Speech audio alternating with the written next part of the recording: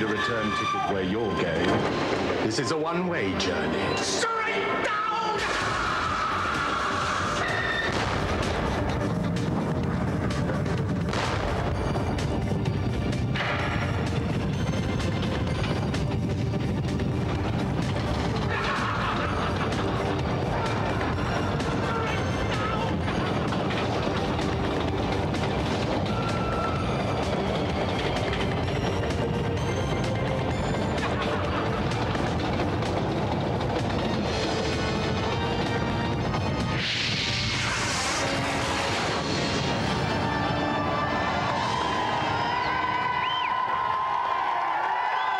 Welcome to GamesMaster. Now, financial news. The FT index was down and quite grumpy really, but a sharp rise in fun towards the end of the day meant that GamesMaster finished 3 points up on any other light entertainment show. Rising markets included our first challenge, so it's over to GamesMaster. My first challenge of the proceedings is a rather demanding one on the whimsical Mega Drive game, Whiz. The contestant has 2 minutes to finish the level by performing a multitude of interrelated tasks. Speed will be of the essence. The unforgiving time limit means there's little room for error. Good luck. First out of the shiny contestant box tonight, we have Jason Pickford.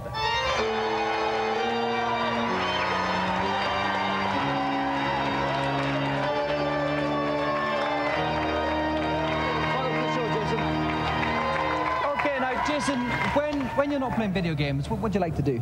I like to go to the gym and work out. Yeah, what are you pumping? About 20 to 30 on my arms and 160 on my legs. That's good.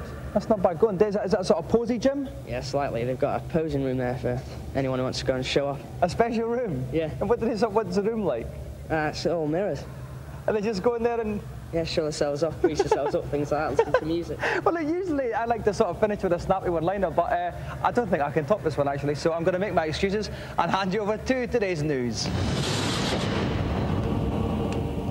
First off, a double whammy for Sega's new 32X, with the release next February of the goriest beat-em-up of them all, Mortal Kombat 2, featuring faster gameplay and improved graphics. This week, Sega also unveiled their latest console, a Mega Drive and 32X combined, called the Neptune. The £200 Neptune is due next autumn, but we've managed to get hold of an exclusive picture of the machine, and doesn't it look gorgeous? Software publishers Acclaim have been lifting the lid on their spanky computer graphics studio in New York. These latest shots are from the Alien Trilogy game, and they're walking, talking, living proof that their motion capture technology captures more motions than anybody else's. Alien Trilogy isn't due till next November, but with sequences like this in the pipeline, it looks like it'll be well worth the wait.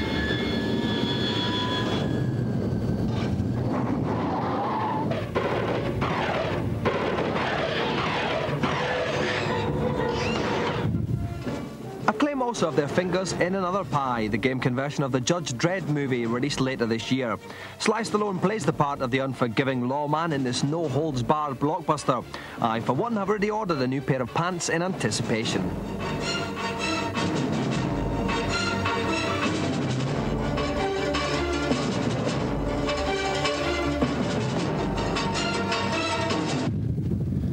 Right, Jason Pickford is just about to play Whiz. Jason's pumping 20 to 30 on the legs, 160 on the arms. Joss Bilson is helping me out. Joss, do you pump? What are you asking? Perhaps. Yeah. Joss, any tips for Jason? Yeah, it's quite a tough challenge actually, this. The best strategy you can bear in mind is to pick a route so he picks up the keys and the icons in the right order. Okay. He's got to make platforms and bridges to finish the level. Okay. Picking the right route. Best of luck, Jason. You have 2 minutes to get to the end of the level, and that 2 minutes begins now. So, of course, Jason has been pinged by some pinball pingers there. Flip the course now. What's the first thing he's going to have to... Oh, no, he's been hit by some poison. What's he going to do now? Yeah, he's got to get the medical kit. Right, OK, it's got that'll cure the effects of the poison. Now, there's a key there. What's that key going to do? Yeah, that's going to open the cage. OK, then, so he's going to try and find the cage now. He's doing that bad. About 20 seconds gone. And he's just trying to avoid some weird psychedelic-looking mushrooms there. Picking up some flags, of course, which are going to give him some points. Some more flags up there. He's doing that bad. 30 seconds gone. Right, he's coming up to a playing card. That'll spring him across to the next level. Oh, that'll be fair. Oh, and that was very... Oh, he's missed it up. Oh, he's supposed to go through that wall, but he didn't. He's You'll slipped try down. again. There it is. That's it, he's doing that, but that's going to have lost him some time. He's coming for 45 seconds. Now he's picking up the coins. You use these on the fruit machine, and that will make a bridge for him to get across. Okay, then, so he's going to put his first of his coins into the fruit machine. And has that worked? Yes, he's That's got it. the Now coin he can bridge. pass. Okay, just going to avoid this little playing card. He's killed that. He's picking up some more flags. He's just had over a minute now. What's the next obstacle? Next is pull walls into the pocket. Okay, he's going for the black first. Black safe in the corner. Oh, what's he doing with the stripe? Oh, it's a bit of an in-off of the other opposite pocket. That was an excellent move there. 44 seconds left, though. The time's a bit hairy now, Joss, is it? Yeah, he's got to keep going strong. Okay, then. What's the next obstacle that we're going to face? Right, now he has to make his way across the checkerboard. Okay, we just got there's the checkerboard there. He's got to jump up. Okay, and they're just going to disappear behind him. The little black checkers is going to give him some more points, but it's the time that's important. He's got 24 He's got to push that dice across there. I don't think he's going to do it, actually, Joe. I can't see him doing it. It's tight. 17 seconds left. How close is he to the end? He's pretty close. We're coming in. Oh, poison again. No, he's going to get some more. He's going to find a medikit, yeah? Unless he just runs, can he still do it? Unless he does it quickly. He's got to go quick. There's 6 seconds left. There's 5. There's a better line. Yes! So with 4 seconds remaining, Jason wins the challenge. Well done, Jason. Brilliant effort. Listen, Jason, 4 seconds. That was all you had left at the end, so it was quite close. Did you have any problems at all? Yeah, my hands keep slipping on the joystick and everything. Yeah. Well, it is quite hot down here. Yeah, it's boiling. Because it is hell. And we're not known for our particularly mild winters, I suppose. So congratulations, Jason. Next time you're in the posing room, you will be able to pose with the GamesMaster Golden Joystick. Another round of applause, Jason Pickford.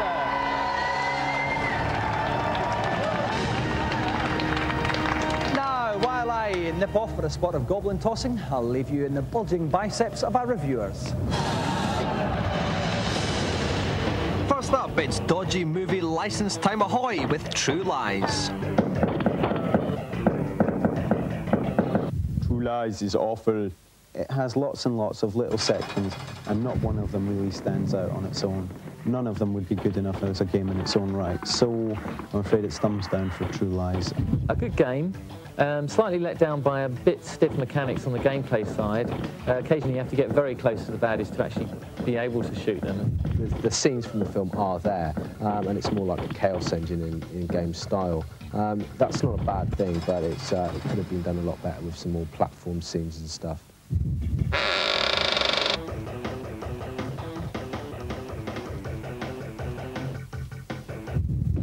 Next up, the 32X attempts to lightly smack the competition with his very first beat-em-up, Cosmic Carnage. The 32X needs a beat-em-up. It already has shoot-em-ups and driving games in abundance. Cosmic Carnage is a reasonable effort. It's got some nice sprite scaling and some really good graphic effects. There is, I suppose, a slightly redeeming feature of Cosmic Carnage, and that is you can select different parts of armour. You can kick your opponent's armour off, you can even kick their arms off and stuff, but basically just doesn't detract enough from the awful gameplay. These ludicrously shambling figures, as they waddle onto the screen, don't really inspire in you the greatest thoughts of beat-em-up excellence. It's not terrible, but really I'd wait for something better to be converted to the 32X.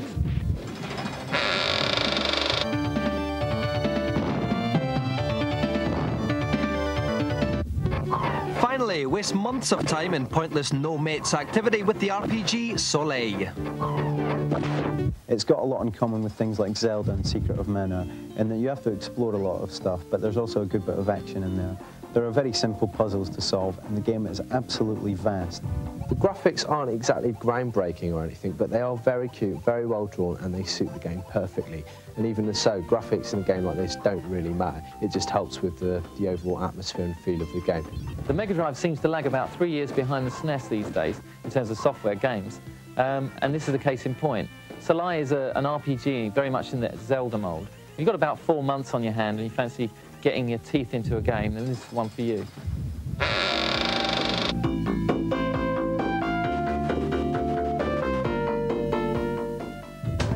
For those home reviewers amongst you, the latest Gameland game is Psycho Pinball. To download a demo of this PC game, connect your modem to 081 558 8937. Apart from the cost of the call to London, the service is free, but remember, if you don't get permission from the bloke who pays the bills, you're dead. CD-ROMs have been hyped to the skies at the moment, so we thought we'd take a look at some of the infotainment ones on offer. After checking out loads of titles, we discovered that most of them are poo, but we did pick out a few gems for you. Pause, the personal automated wagging system, is a dog simulator where you drive the dog. Come again? First, let's have a dig. Aye. Hey, here's a bone. No joking. Uh-oh, the cat alarm. Hope you're ready for a good chase. Yes, Pause is extremely silly, but it's also highly original and very entertaining if you're a loser.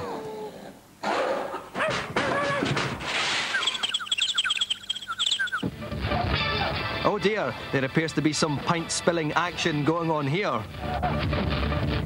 Hi, I'm John de Blasio. What you've just seen, not many people can do. No kidding. Escape with Your Life aims to teach you how to get out of all kinds of nasty scrapes. How many times have you said, hey, get off my back? Tons. The elbow is one of the strongest weapons. The CD also offers a self-defense practice where you can try out your newfound skills in a number of simulated hairy moments. In no time at all, you'll be sorting out unsavoury types like Fat Boy and his two loudmouth smelly friends. I like pretty clothes, and I always will. I don't care whether everybody in the world goes around with their knees hanging out of their jeans. I won't. Thank you, Bard. As well as Joan being pompous, Lifestyles of the Rich and Famous cookbook offers vital information on the culinary tastes of the stars. Ivana Trump, for instance, goes for spicy beef goulash, while Roger Moore goes for eggs. All of this leaves us wondering, how did we ever survive without CD-ROM? While we get our Vaseline and bandages ready for the arrival of tonight's special guest, let's go over to GamesMaster and find out what he'll be playing. It's time for some pugilistic pranks now, as my next challenge is on the Super Nintendo boxing sim, Super Punch-Out. The contestant has one round in which to knock out the fearsome bear hugger while avoiding his all-encompassing injuries. Good luck. Now, we've had many boxers on GamesMaster in the past. Mason, Bruno, Ben. Tonight's guest, though, will be bigger than all of them put together. At the age of 20, he's already European bantamweight champion. He is the future of British boxing. Please welcome Prince Naseem Hamed.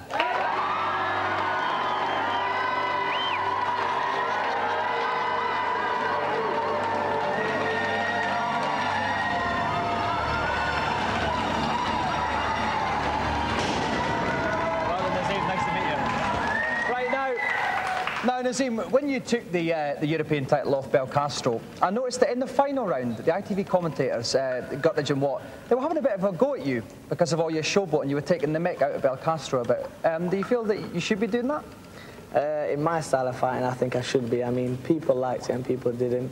Everybody's entitled to the only opinion of the day. I'm still a winner, born to be king. Yeah, and the funniest thing I thought, though, was when in an earlier fight, you called Gary Newborn Roger Melly, the man on the telly. Why did you call him that? Roger Melly, the man on telly's got the name because he's always on telly. You look on telly at the sport venue or whatever and he's commentating. He's always on telly, so he's got to be Roger Melly, the man on the telly. Right, well, Naz and I comment further on the personal problems of Gary Newborn. We'll take a quick break.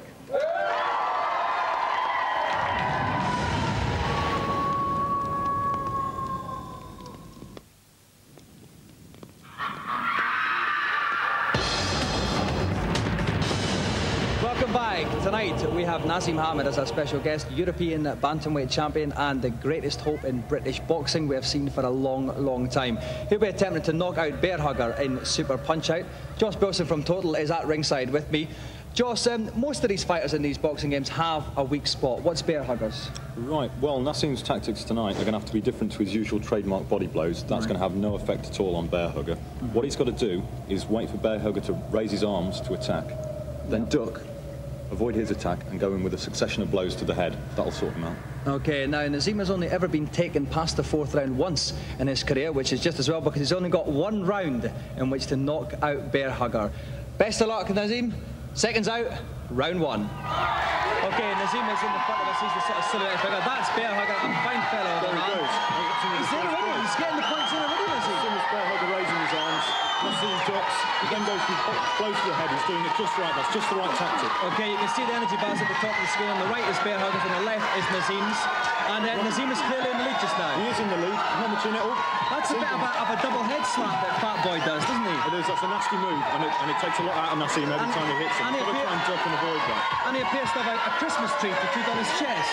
It's not pretty, is it? That baldy, funny bloke with his baggy pants on. Don't like him at all. Okay, Naseem's taking a couple of punches, though. His energy's low as well. But he's almost got him. He's almost got him now. He's going to knock him out now. There he goes. And that's it. Okay, he's gone down. Will he get up from this, though? Bearhugger is down. The referee's counting 1, 2, and 3. He's up after 3. He's going to have to knock him down again. Remember, he can get a technical knockout, which is knock him down on his backside 3 times in the 1 round. Now, this one, Naseem's got to be careful because Bearhugger's energy's back up now after that little bit of rest. Oh, Naseem goes down.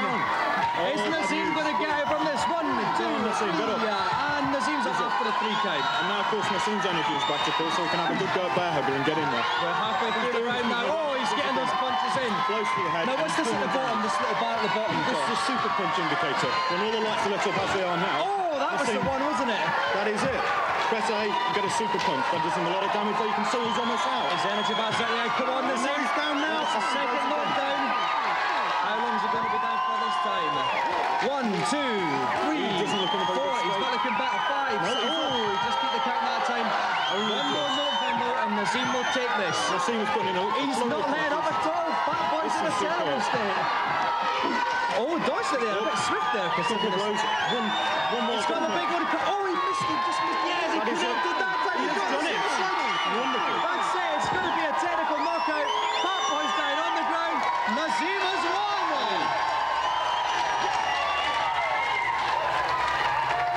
Well done, Naseem. Great fight. Great fight.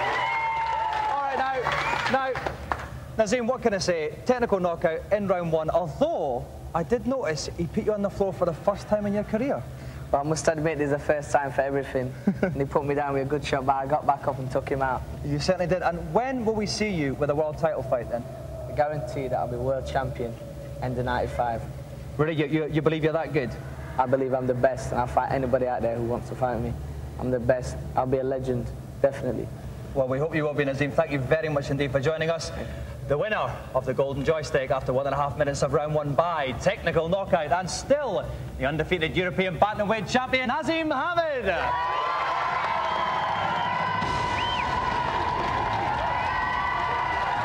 So let's give another round of applause. Prince Naseem Hamed.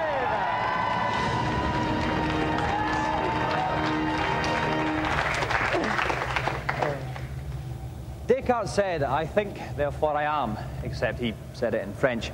Now, we're all going to speak the universal language of help in the consultation zone. Welcome, one and all, to the furnace, where once again I'll try to relight the careers of extinguished games players. Who's first to get on my wick? GamesMaster. On the PC game Magic Carpet, I never seem to have enough speed when I need it most. What can I do?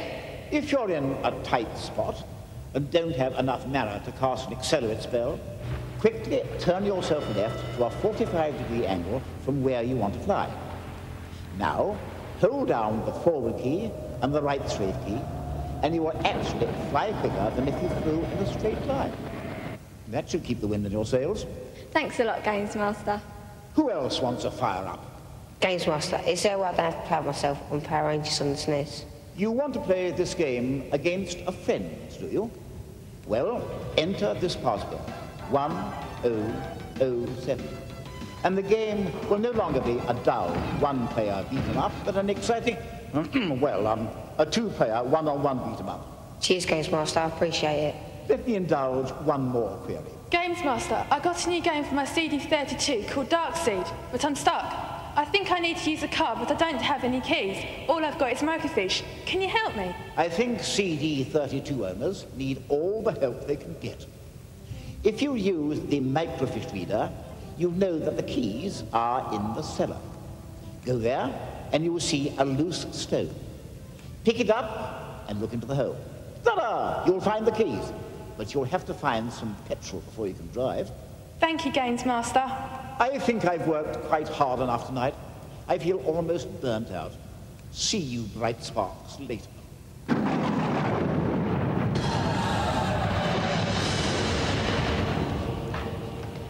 Excuse me if I wet myself, but we are actually in Paramount Studios in Los Angeles on the actual set of Lawnmower Man 2. It's a huge production, and in fact, all these people you can see behind me, that's just the GamesMaster crew.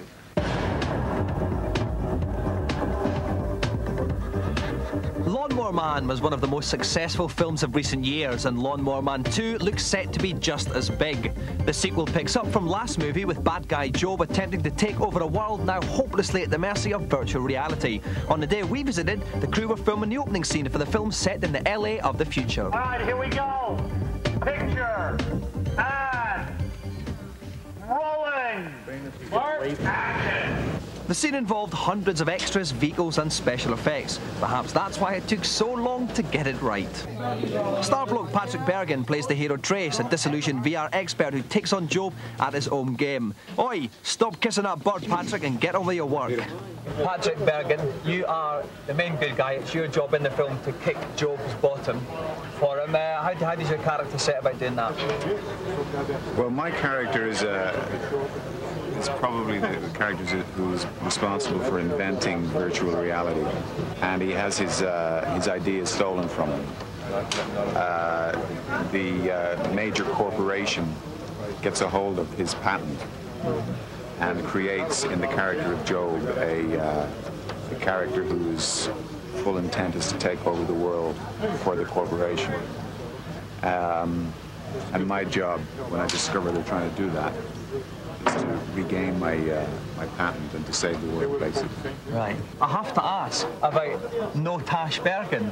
Now, you had the most famous and coolest moustache in the films, but it's gone now. Is this is it gone for good now, or is it just strictly for this film? No, I think moustaches, because I've had a variety of moustaches, and I think that I use them really for the different sort of characters. So my moustaches have made me some money, but who knows? You never know. This might catch on. Thank you very much indeed, Patrick. Thank you. The only member of the cast from the original film is Austin O'Brien, who reprises his role as pin-up kid Peter. Extreme close-up. Okay, right, I'm with Austin O'Brien. Probably, I would say, the junior hero of the film. Austin, tell us a bit about the character you play.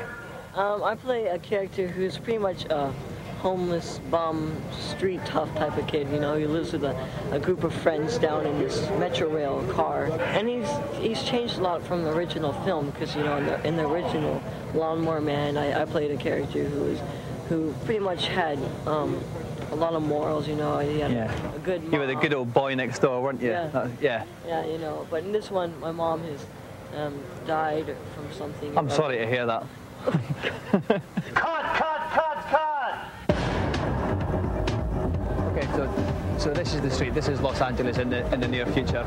Oh, there's a futuristic car. Get out of the way. We're going to be killed. And the weirdest thing is because that's a futuristic car, if it knocked me down, would I have to go back in time to die? I don't know. And in the future, we'll still have fruit, which I'm very relieved about. We can't show you what's down there because that destroys the magic of the movies, you see. Because down there's the real world. Oh, we've done it, we've blown the whole thing now. The filming went on all night, but by now it was way past my bedtime and time for me to return to the dreary, pointless existence that is normal life.